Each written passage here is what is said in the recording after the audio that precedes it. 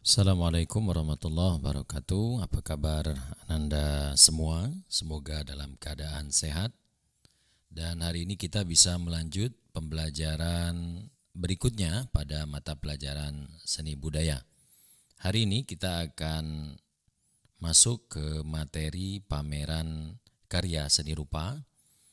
Submaterinya adalah pengertian, kemudian tujuan pameran, manfaat pameran, fungsi dan merencanakan pameran. Ananda sekalian dapat juga melihat materi pada buku PDF yang sudah saya kirim minggu lalu, atau juga mungkin bisa melihat di sumber-sumber yang lain, apakah di internet atau di buku seni budaya yang sudah Ananda miliki. Dan tentunya kalau kita berbicara materi pameran, Ananda tentu sudah pernah membahas atau membacanya di bisa di MTS atau SMP sebelumnya. Baik Ananda, sebelum materi ini kita lanjutkan, jangan lupa, saya hanya mengingatkan jangan lupa untuk mengabsen seperti biasa, dan kita berdoa kepada Yang Maha Kuasa semoga kita diberikan kesehatan dan tetap semangat untuk pembelajaran berikutnya. Kita akan masuk kepada materi pameran karya seni rupa. Pengertiannya adalah secara umum, pengertian dari pameran karya seni rupa adalah kegiatan menyampaikan ide atau gagasan perupa untuk dikomunikasikan kepada publik. Ada dua kata kunci, yaitu penyampaian atau menyampaikan, kemudian dikomunikasikan. Maksud di sini adalah, jadi kegiatan pameran karya seni rupa itu adalah kegiatan yang menyampaikan, atau bisa kita artikan kegiatan yang memajang sebuah karya seni rupa yang dimaksudkan untuk disampaikan. Jadi ide gagasan perupa yang disampaikan. Nah, jadi kita akan melihat ketika kita masuk ke ruang pameran, kita akan melihat karya-karya seni rupa dari perupa atau yang membuat karya seni rupa. Mereka akan menyampaikan ide atau gagasannya. Apakah itu gagasan dalam bentuk lukisan, gagasan dalam bentuk karya seni rupa instalasi atau patung, seperti yang bisa kita lihat di contoh gambar yang saya berikan. Nah, maksud dari dikomunikasikan kepada publik adalah kita, publik, orang yang mengapresiasi, orang yang menikmati sebuah karya seni rupa, kita masuk ke dalam kategori ini, yaitu dikomunikasikan kepada publik. Kita melihat, kita mungkin bisa berinteraksi dengan, kita bisa merasakan ide-ide apa saja, atau cerita-cerita apa saja, atau makna-makna apa saja yang ingin disampaikan oleh perupa, sehingga kalimat yang disampaikan adalah dikomunikasikan kepada publik. Nah, untuk pengertian yang lebih lanjut, lebih detail, silakan bisa dibaca di buku atau sumber-sumber yang lain. Nah, berikutnya kita akan masuk pada tujuan pameran. Pelaksanaan pameran karya seni rupa tentu memiliki beberapa tujuan. Dan ya minimal ketika di sekolah, ketika pelaksanaan pameran di sekolah, tujuan paling utama adalah ya tujuan edukasi, tujuan pendidikan, atau tujuan untuk pembelajaran, baik bagi para perupa, ya siswa yang membuat karya seni rupa, atau bagi siswa lain yang mengapresiasi karya seni rupa tersebut. Kemudian bisa juga tujuan kemanusiaan. Maksud dari pameran dengan tujuan kemanusiaan adalah apabila kita melihat di sebuah tempat atau di galeri pameran seni rupa, ada tujuan, misalnya pameran yang bertujuan untuk penggalangan dana korban bencana alam misalnya. Jadi karya lukis dipamerkan, kemudian hasil dari lelang atau hasil dari penjualan karya lukis tersebut ditujukan untuk kemanusiaan, bencana alam, kemudian kegiatan-kegiatan sosial lainnya. Atau kemudian berikutnya, tujuan pameran berikutnya adalah memang untuk komersil. Jadi ketika kita datang ke suatu tempat pameran karya seni rupa yang di sana menjual karya seni rupanya, ya tentu itu tujuannya adalah komersil untuk keuntungan pribadi penyelenggara atau yang memiliki karya seni rupa tersebut. Kemudian tujuan yang lain ya bisa banyak, tergantung tempat dan pelaksanaan pameran tersebut. Misalnya hanya untuk penghias dekorasi ruangan, bisa ditempatkan galeri pameran di etalase gedung perkantoran misalnya, dan lain sebagainya. Baik, Ananda sekalian, kita akan masuk ke manfaat pameran seni rupa. Nah, pameran seni rupa sangat bermanfaat tentunya bagi seni rupawan itu sendiri atau pengapresiasi atau yang menikmati karya seni rupa tersebut. Jadi yang pertama bisa kita lihat bahwa manfaat pameran seni rupa, kita bisa mengapresiasi karya. Jadi karya yang ada di galeri tersebut bisa kita apresiasi, bisa kita nikmati, bisa kita lihat ya, sebagai kepuasan batin ketika kita melihat karya seni rupa atau sebagai penghias tempat. Kemudian melatih kemampuan mengevaluasi. Nah, dengan adanya pameran kita bisa melatih kemampuan mengevaluasi karya seni rupa tersebut. Kita bisa melihat sebuah karya seni rupa, misalnya ini ada gambar sepeda yang dibuat sambung menyambung antara satu dengan yang lain, kemudian diberi warna yang tidak lazim seperti sepeda biasanya, atau bentuk sepedanya pun ya tidak lazim, digabungkan dari sepeda-sepeda yang sudah tidak terpakai lagi, ditaruh di tempat galeri untuk kita mencoba mengevaluasi atau menilai atau menganalisa karya seni rupa tersebut. Nah, kembali ke penilaian ya, kembali ke penilaian masing-masing, dan nanti akan kita masuk materi ke menilai karya seni rupa di materi-materi berikutnya nanti. Nah, kemudian manfaat pameran karya seni rupa juga adalah melatih kerja kelompok. Nah, untuk melatih kerja kelompok, tentu untuk mempersiapkan sebuah karya, maksud saya pameran karya seni rupa, tentu tidak bisa dikerjakan oleh satu orang saja.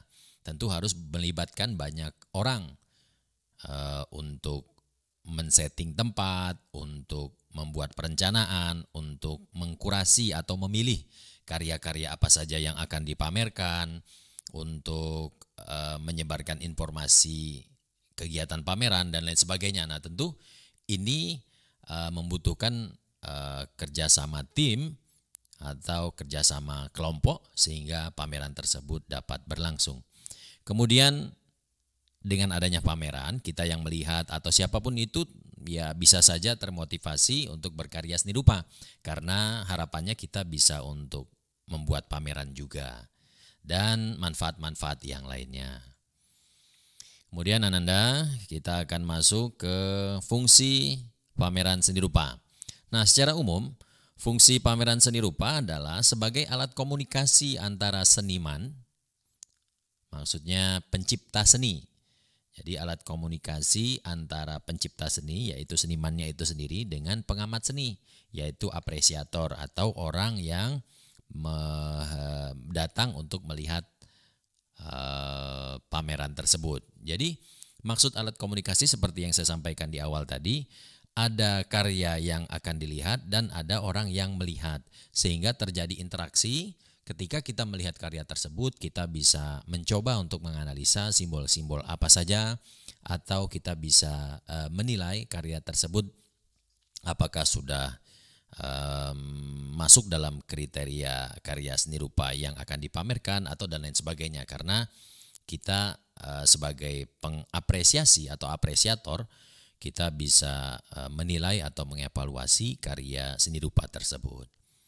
Nah, itu secara umum fungsi pameran seni rupa. Nah, kita setelah memahami perihal tadi pengertian pameran, kemudian manfaat, tujuan, dan fungsi pameran. Nah, sekarang kita masuk ke dalam materi merencanakan pameran. Nah, merencanakan pameran itu yang paling utama itu adalah sistematis dan logis. Jadi perencanaan pameran ya yang paling utama kita latar belakangnya apa, kita mau ngapain, pameran mau buat apa, mau memamerkan apa. Nah, tentu sistematisnya itu adalah bisa kita ambil kesimpulan perihal adanya perencanaan. Nah, perencanaan yang matang ya bisa dengan proposal dan lain sebagainya.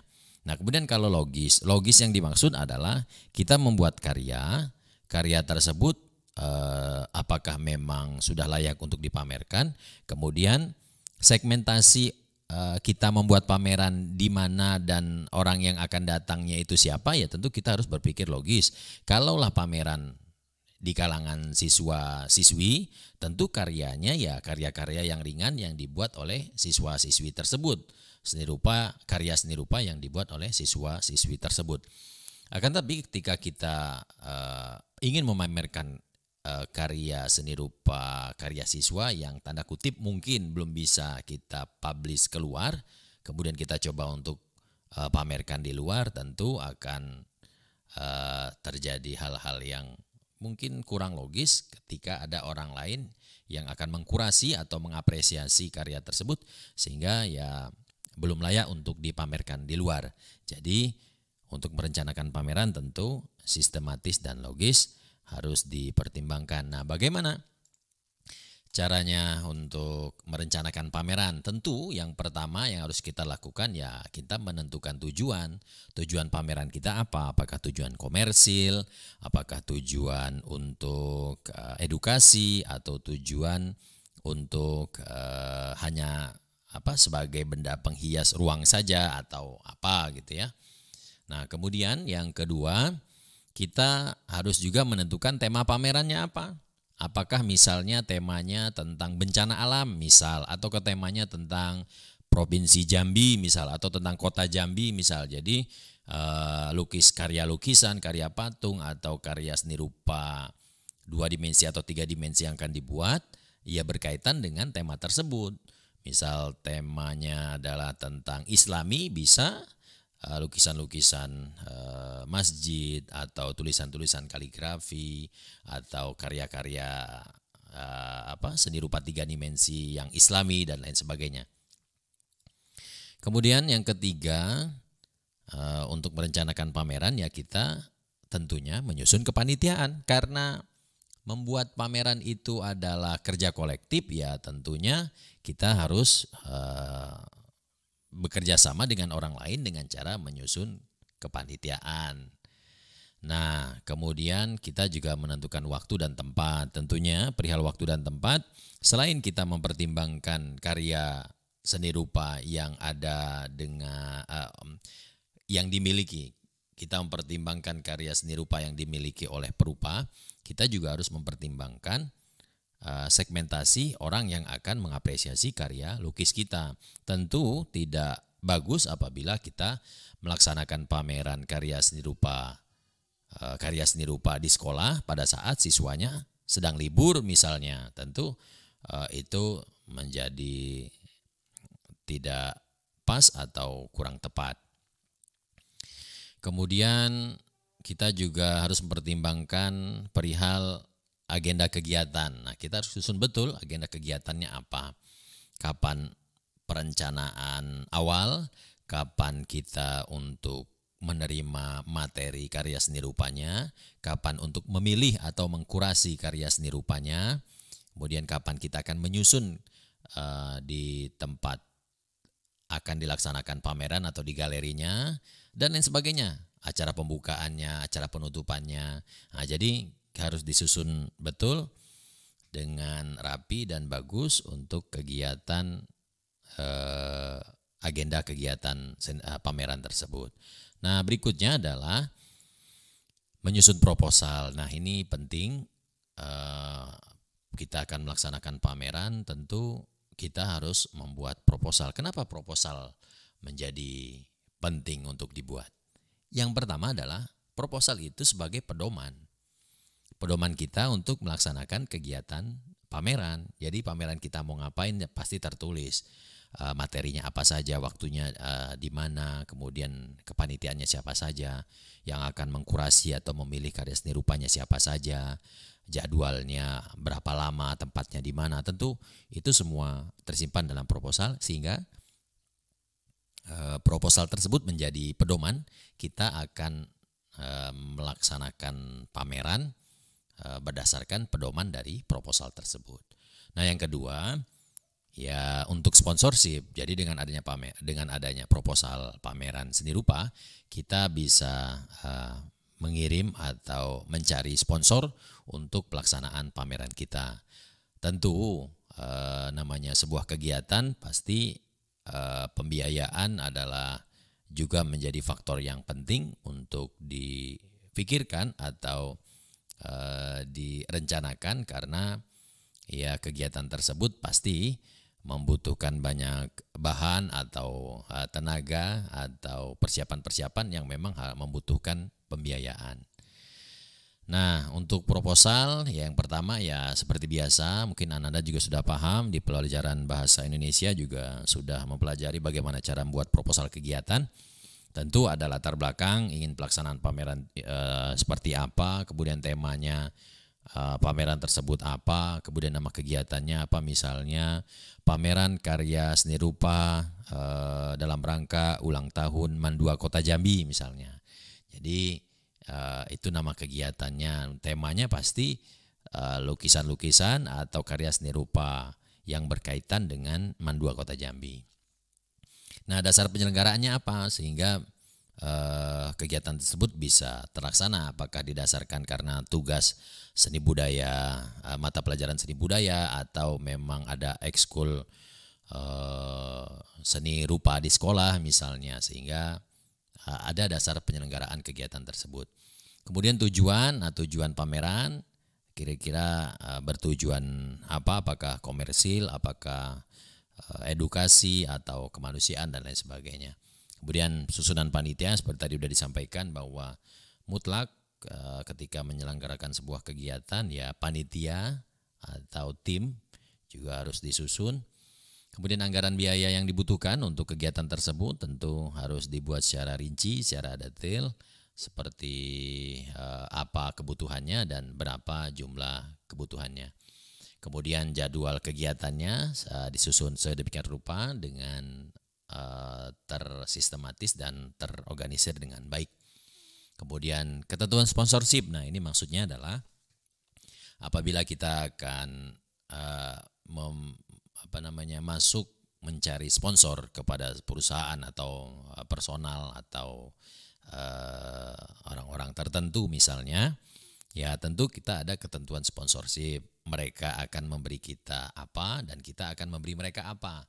Tentu ada kerjasama timbal balik yang saling menguntungkan. Misal dari sebuah pabrik akan memberikan bantuan tunai 1 juta misal, tentu mereka minta kompensasi, apakah misalnya mereka boleh meletakkan spanduk di luar galeri pameran, kemudian membuat baliho selamat datang dan lain sebagainya. Tentu ketentuan sponsorship ini diatur dalam perjanjian kontrak kerjasama sponsorship antara penyelenggara pameran dengan pihak yang akan membantu kegiatan tersebut. Dan tentunya hal-hal yang lain yang kira-kira memang perlu dimasukkan ke dalam proposal ya silakan untuk dibuat dan dirapikan di dalam proposal tersebut. Baik, demikian Ananda untuk penjelasan materi pameran karya seni rupa 2 dimensi. Semoga Ananda dapat memahami materi kita kali ini. Silakan kalau masih belum paham silakan boleh ditanya, baik melalui WA Group atau WA pribadi, atau mungkin juga Anda bisa mencari di materi-materi yang lainnya, maksud saya di sumber-sumber yang lainnya, baik di internet, di buku, dan lain sebagainya. Itu saja untuk hari ini. Terima kasih. Untuk penugasan nanti akan saya kirim, akan saya sampaikan melalui WA. Mohon maaf lahir batin, saya akhiri. Assalamualaikum warahmatullahi wabarakatuh.